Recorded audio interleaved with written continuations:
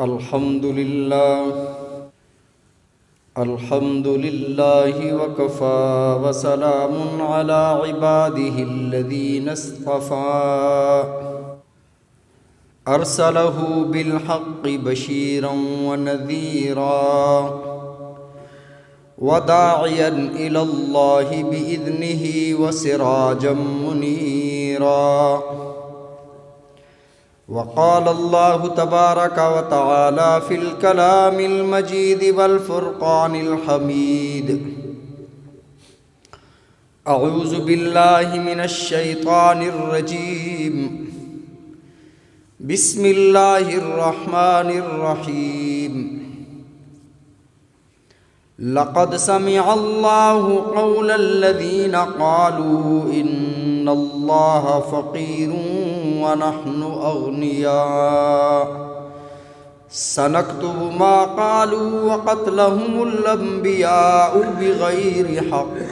وقال الله تبارك وتعالى في مقام آخر: فلا وربك لا يؤمنون حتى يحكموك فيما شجر بينهم. وقال النبي صلى الله عليه وسلم: لا يؤمن أحدكم حتى أكون أحب إليه من والده وولده والناس أجمعين. وقال النبي صلى الله عليه وسلم في مقام آخر: أرحم أمتي بأمتي أبو بكر، وأشدهم في أمر الله عمر، وأصدقهم حياء عثمان، وأقزاهم علي، أو كما قال عليه السلام. وقال النبي صلى الله عليه وسلم في مقام آخر: الله الله في أصحابي لا تتخذوهم من بعدي غرضا، ومن أحبهم فبحبي أحبهم، ومن أبغضهم فببغضي أبغضهم. خير أمتي قرني ثم الذين يلونهم ثم الذين يلونهم. صدق الله وصدق رسوله النبي الكريم، ونحن على ذلك لمن الشاهدين والشاكرين، والحمد لله رب العالمين. اللهم صل على محمد وعلى آل محمد كما صليت على إبراهيم وعلى آل إبراهيم إنك حميد مجيد. اللهم بارك على محمد وعلى آل محمد كما باركت على إبراهيم وعلى آل إبراهيم إنك حميد مجيد. محترم حاضرین کرام، 22 جمادی الثانی سیدنا صدیق اکبر رضی اللہ تعالی عنہ کا یوم وفات. یہ مہینہ بھی جمادی الثانی ہے. اس حوالے سے مختصر وقت میں سیدنا صدیق اکبر رضی اللہ تعالیٰ عنہ کی وہ شان جو اللہ نے اپنے کلام میں ارشاد فرمائی، جو فضیلت نبی علیہ الصلوۃ والسلام کے فرامین میں صادر ہوئی، گوش گزار کروں گا. اللہ رب العزت مجھے حق اور سچ کہنے کی توفیق عطا فرمائے، ہم سب کو اس پر عمل کرنے کی توفیق عطا فرمائے. آمین ثم آمین. صحابہ کرام رضوان اللہ علیہم اجمعین نبی علیہ الصلوۃ والسلام کی نبوت اور رسالت کے گواہ ہیں، آپ کی تعلیمات کا نتیجہ ہیں، آپ کی تربیت کا مظہر ہیں. اگر کوئی عالم بیان کر رہا ہو اور آپ کو وہ باتیں اس کی بہت اچھی لگ رہی ہوں تو آپ کہتے ہیں کہ یار یہ کسی بڑے اچھے مدرسے سے بہت ہی قابل استاد سے پڑھے ہیں. یعنی شاگرد اپنے استاد کی پہچان ہوا کرتا ہے. صحابہ کرام رضوان اللہ علیہم اجمعین نبی علیہ الصلوۃ والسلام کے شاگرد ہیں.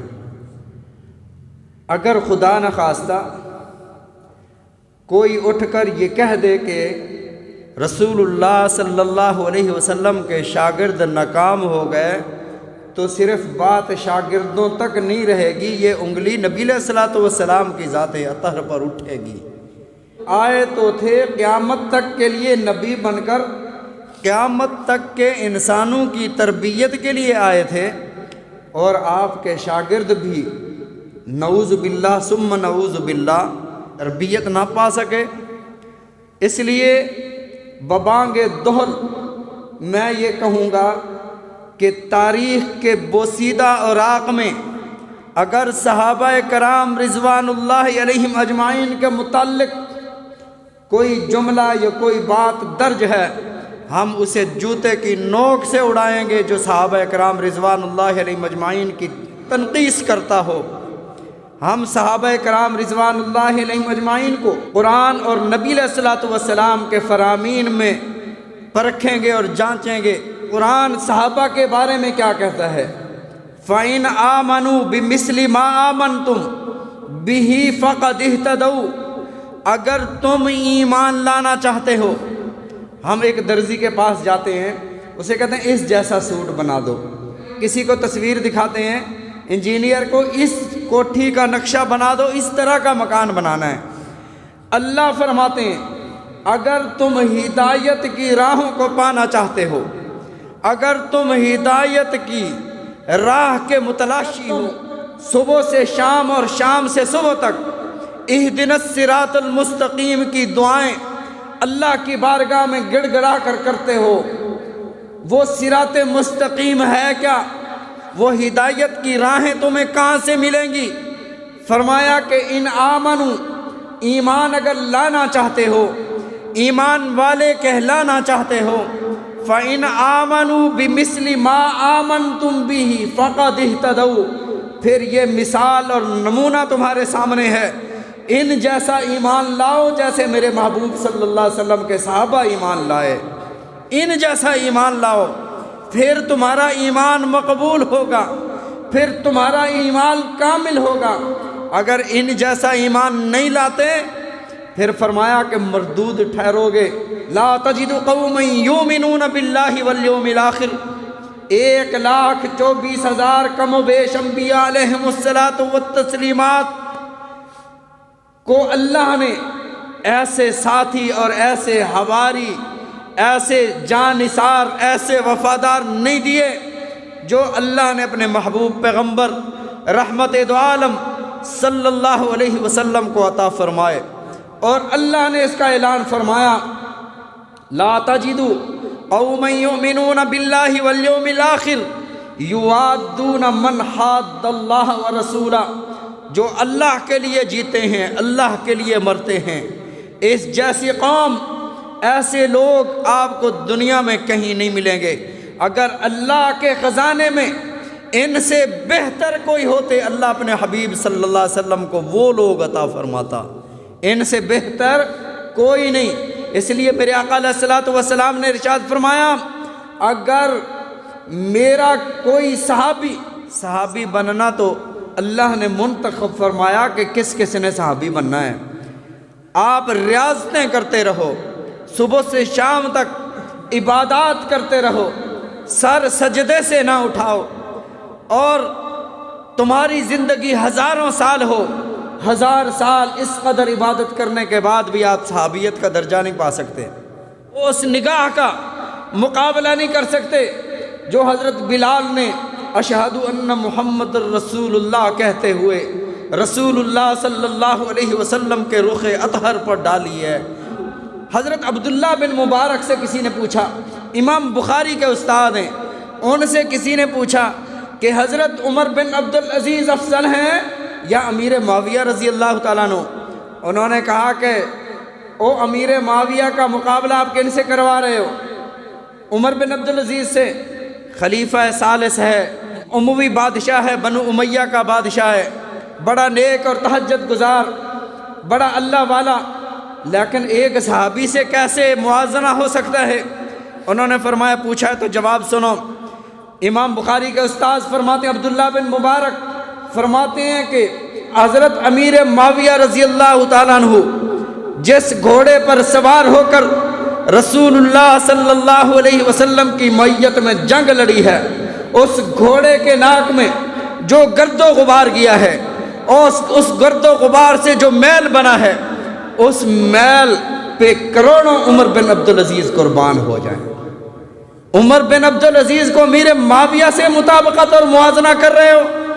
میرے آقا علیہ السلام نے ارشاد فرمایا، اگر میرا صحابی ایک مٹھی جو اللہ کی راہ میں صدقہ کر دے اور بعد میں آنے والے احد پہاڑ کے برابر، احد پہاڑ کوئی چھوٹا پہاڑ نہیں ہے، اتنا لمبا چوڑا پہاڑ، فرمایا کہ احد پہاڑ کے برابر بعد میں آنے والے سونا اپنے اخلاص کے ساتھ اس حال میں دیں کہ ایک ہاتھ سے صدقہ کریں، دوسرے ہاتھ کو پتہ ہی نہ چلے، رات کی تاریکی میں صدقہ کریں اور خالص اللہ کی رضا کے لیے کریں، ایسا صدقہ کیا ہوا میرے صحابی کے اس ایک مٹھی جو کو نہیں پہنچ سکتا، وہ بعد میں آنے والوں میرے صحابہ کا کیسے مقابلہ کر سکتے ہو؟ اللہ اللہ فی اصحابی، او اللہ سے ڈرنا، خیال رکھنا اللہ تمہیں دیکھ رہا ہے۔ اللہ اللہ فی اصحابی لا تتخذوہم من بعدی غرضا، میرے بعد میرے صحابہ پر تنقید نہ کرنا، تنقید کا نشان نہ بنانا۔ جو میرے صحابہ سے محبت کرتا ہے وہ مجھ سے محبت کرتا ہے، جو میرے صحابہ سے بغض رکھتا ہے، تاریخ میں جو لکھا ہے حضرت صدیق اکبر کے بارے میں، حضرت عمر کے بارے میں، حضرت عثمان و علی کے بارے میں، صحابہ کے بارے میں، ایسی تاریخ کو ہم جوتے کی نوک سے اڑاتے ہیں۔ ہمارا معیار قرآن اور اللہ کے نبی صلی اللہ علیہ وسلم کا فرمان ہے۔ ہم بڑے متاثر ہو جاتے ہیں، یہ جی بڑا مفکر ہے، اتنی بڑی بات کر رہا ہے، اتنا بڑا مدبر ہے، اتنا بڑا شیخ الحدیث ہے۔ ہم ایسے شیخ الحدیث کے اقوال کو، ہم ایسے مفکر کی تحریروں کو ردی کی ٹوکری میں ڈالتے ہیں جو صحابہ کرام رضوان اللہ علیہم اجمعین کے خلاف وہ کوئی بکواس لکھتا ہے، کوئی ایسے باتیں کرتا ہے۔ تو میں عرض کر رہا تھا صحابہ کا مقام اس قدر بلند، اور پھر آپ اندازہ لگائیں صدیق اکبر رضی اللہ تعالیٰ عنہ کا مقام کس قدر بلند ہوگا کہ اللہ کے نبی صلی اللہ علیہ وسلم نے جسے صدیق فرمایا ہو اور ارشاد فرمایا ہو، مرو ابا بکر فلیصلی بالناس، ابو بکر کو حکم دو میرے صحابہ میں سے کسی کو اجازت نہیں ملے مصلی پر آئے، ابو بکر آئے اور لوگوں کو نماز پڑھائے۔ نبی علیہ السلام کی مبارک زندگی میں حضرت ابو بکر صدیق رضی اللہ تعالیٰ عنہ نے 17 نمازیں پڑھائیں۔ صدیق اکبر رضی اللہ تعالیٰ عنہ کی زندگی پڑھیے، نبی علیہ السلام تبلیغ فرما رہے ہیں بیت اللہ کے اندر، جب آپ نے فرمایا قل هو اللہ احد، اللہ ایک ہے، وہ لم یلد ہے، وہ ولم یولد ہے، ولم یکن لہ کفوا احد ہے، اس کی اتنی بڑی شان ہے، کافروں نے نبی علیہ السلام کو پکڑ کے مارنا شروع کر دیا، تشدد کر رہے۔ کسی نے آ کر کہا او بنی ہاشم، او بنو قریش، ذرا آ کر بیت اللہ میں دیکھو تمہارے محمد کے ساتھ کیا کیا جا رہا ہے۔ ابو بکر صدیق کے کانوں میں یہ آواز پڑی ہے، دوڑتے گئے ہیں، وہاں جا کر ایک ایک کافر کو دھکا دے رہے ہیں، کہتے ہیں اتقتلون رجلا ان یقول ربی اللہ، اسے قتل کرتے ہو، انہیں مارنا چاہتے ہو جو کہتے ہیں ہمارا رب اللہ ہے۔ ان کافروں نے حضرت صدیق اکبر کو پکڑ لیا، محمد کریم صلی اللہ علیہ وسلم کو چھوڑ دیا، اور اس قدر مارا کہ 3 دن تک بے ہوش رہے۔ تیسرے دن جب ہوش آتا ہے تو سب سے پہلا جو جملہ نکلتا ہے زبان سے کہ میرے محبوب کا کیا حال ہے، اپنے زخموں کی پرواہ نہیں ہے، کہا تب تک نہیں کھاؤں گا پیوں گا جب تک میں اپنے محبوب کو اپنے آنکھوں سے نہ دیکھ لوں۔ عشق و وفا کی مثال نہیں ملتی۔ حضرت ابو بکر صدیق رضی اللہ تعالیٰ عنہ جن کے بارے میں رسول اللہ صلی اللہ علیہ وسلم نے ارشاد فرمایا ارحم امتی بی امتی ابو بکر، میری امت کا سب سے رحم دل آدمی، رقیق القلب آدمی ابو بکر ہے۔ حضرت صدیق اکبر رضی اللہ تعالیٰ عنہ جب یہ آیت نازل ہوئی من ذا الذی یقرض اللہ قرضا حسنا، کون ہے جو اللہ کو قرض حسنا دے؟ اللہ نعمتیں عطا فرماتے ہیں، اللہ کو قرض کی کیا ضرورت ہے؟ کبھی کبھی اللہ ایسے عطائیں فرماتا ہے، ساری زندگی اللہ نعمتوں کی برسات کرتا ہے، اور کبھی کبھی اللہ دیتا ہے لینے کے لیے۔ وہ لیتا اس لیے نہیں ہے کہ وہ رب ضرورت مند ہے، وہ لیتا اس لیے ہے کہ اپنے بندے کا دل چیک کرتا ہے، اس کے دل میں کہیں دنیا کی محبت تو نہیں آ گئی، یہ میری راہ میں دینا چاہتا ہے یا نہیں دینا چاہتا۔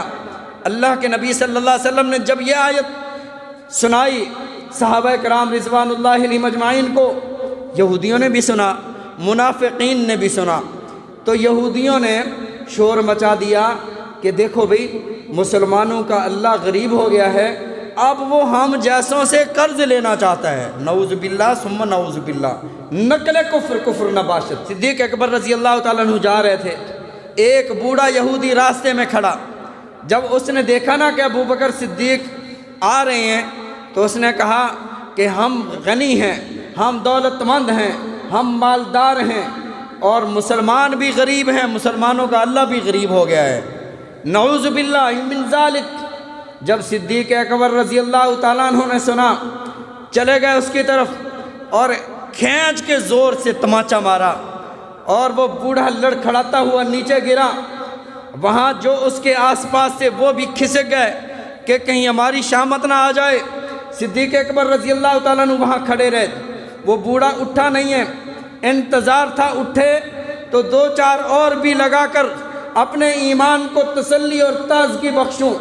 صدیق اکبر رضی اللہ تعالیٰ عنہ وہاں سے جہاں جا رہے تھے تشریف لے گئے، وہ یہودی اٹھا، اللہ کے نبی صلی اللہ علیہ وسلم کی خدمت میں پیش ہوا، یا رسول اللہ صلی اللہ علیہ وسلم، یہ ابو بکر نے مجھے بلا وجہ مارا ہے، میں نے کچھ بھی نہیں کہا۔ اللہ کے نبی صلی اللہ علیہ وسلم نے یہودی سے پوچھا، کہیں تو بھولتا تو نہیں ابو بکر ہی تھا یا عمر تھا؟ یا رسول اللہ ابو بکر ہی تھا، کیونکہ آپ کے علم میں تھا کہ ایک دفعہ ایک یہودی اور منافق کا معاملہ ہوا تو انہوں نے نبی علیہ الصلوۃ والسلام سے فیصلہ کروایا، فیصلہ ہوا یہودی کے حق میں، کیونکہ گواہ اس کے پاس تھے۔ پہلے صدیق اکبر رضی اللہ تعالیٰ عنہ کے پاس گئے، انہوں نے فرمایا جو نبی نے فیصلہ کیا تھا وہی فیصلہ برحق ہے، میں اس پر کوئی بات سنتا ہی نہیں ہوں۔ عمر رضی اللہ تعالیٰ عنہ کے پاس گئے، حضرت عمر رضی اللہ تعالیٰ عنہ نے فرمایا ہاں جی کیا کہنا چاہتے ہو؟ یہودی نے کہا میں اور تو کچھ نہیں کہنا چاہتا، بس یہ بتا دینا چاہتا ہوں کہ یہ ہمارا فیصلہ حضرت رسول اللہ صلی اللہ علیہ وسلم نے فرما دیا ہے۔ عمر رضی اللہ تعالیٰ عنہ نے فرمایا کہ ہاں بھی فیصلہ ہو گیا؟ جی فیصلہ تو ہو گیا تھا، تو ہم نے کہا چلو عمر آپ بھی اچھا فیصلہ کر لیتے، آپ سے کرواتے ہیں۔ تو حضرت عمر رضی اللہ تعالیٰ عنہ نے تلوار نیام سے نکالی اور ایک ہی جھٹکے میں اس منافق کا سر قلم کر دیا۔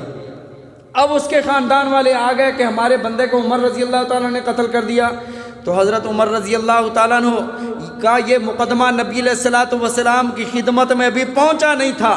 جبرائیل علیہ السلام حضرت عمر رضی اللہ تعالیٰ عنہ کے حق میں یہ آیت لے کر نازل ہوئے، فَلَا وَرَبِّكَ لَا يُؤْمِنُونَ حَتَّى يُحَكِّمُوكَ فِي مَا شَجَرَ بَيْنَهُمْ۔ اے میرے محبوب صلی اللہ علیہ وسلم مجھے اپنے رب ہونے کی قسم ہے، عمر نے جو کیا ہے یہ رب کا فیصلہ تھا، ایسے ہی ہونا چاہیے۔ جو میرے محبوب صلی اللہ علیہ وسلم کا فیصلہ نہیں مانتا پھر اس کے لیے اس پاک سرزمین پر سانس لینے کا کوئی حق نہیں ہے۔ لا یؤمنون حتی یحکموک فیما شجر بینہم۔ بظاہر یہ منافق ایمان والا تھا لیکن اللہ گواہی دیتا ہے کہ یہ ایمان والا نہیں تھا۔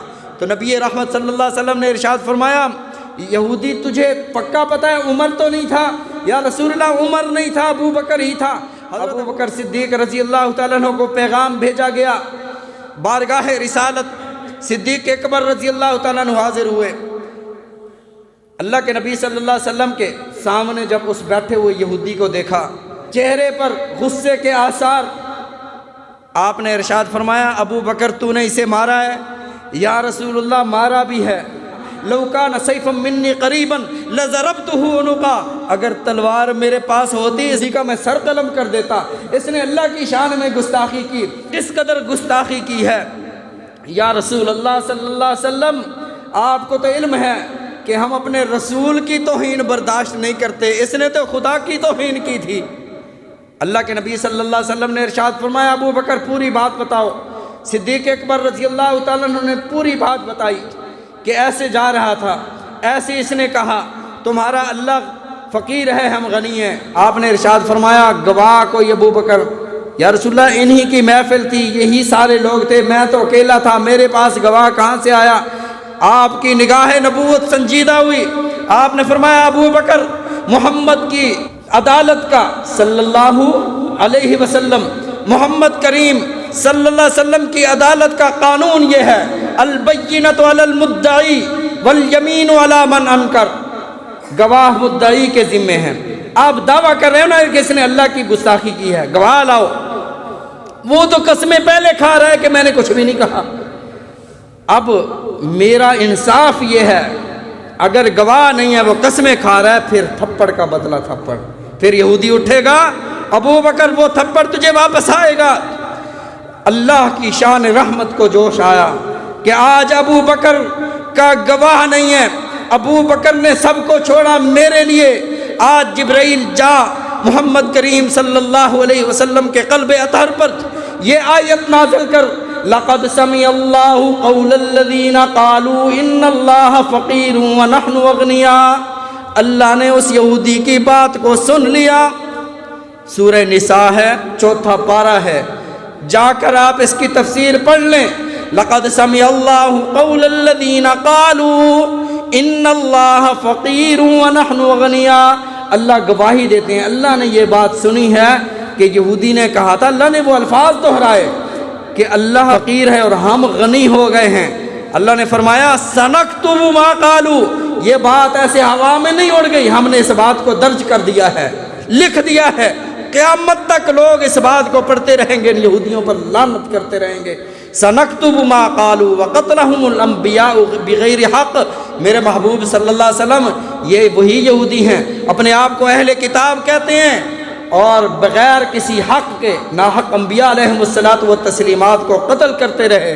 نبی علیہ الصلاۃ والسلام نے ارشاد فرمایا ابو بکر تیرے حق میں اللہ نے گواہی دے دی ہے، آسمانوں سے آیت بنا کر نازل فرما دی، قرآن نازل فرما دیا۔ تو صدیق اکبر رضی اللہ تعالیٰ عنہ کا یوم وفات 22 جمادی الثانی کو ہے، یہ مہینہ جمادی الثانی ہے۔ اللہ رب العزت ہم سب کو حضرت صدیق اکبر رضی اللہ تعالیٰ عنہ کی عظمت کو سمجھنے اور آپ کے نقش قدم پر چلنے کی ہم سب کو توفیق عطا فرمائے۔ وآخر الدعوانا الحمدللہ رب العالمین۔